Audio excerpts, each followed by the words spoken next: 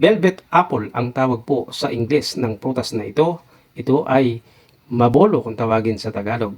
May 11 benepisyong makukuha tayo sa prutas na ito. Mayaman po kasi ito sa vitamins and minerals.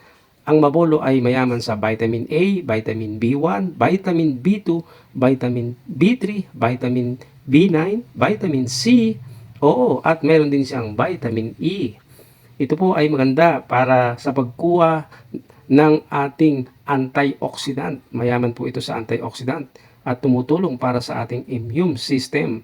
Ito ay nagpapaganda ng ating skin, tumutulong para sa ating respiratory system, at tumutulong para mag-manage ng hypertension. Maganda po ang mabolo. Mabango pa siya. At ito po ay pinagkukunan din para tumulong sa anti-inflammatory, analgesic qualities, tumutulong para sa ating blood circulation, tumutulong para pagandahin ang ating buhok, at tumutulong para sa ating digestion.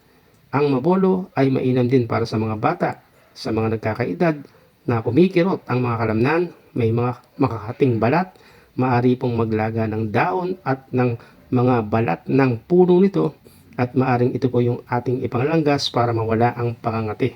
Thank you for watching. Ito po si Tito Jun, nagbibigay ng kaalaman para sa bunga ng mabolo.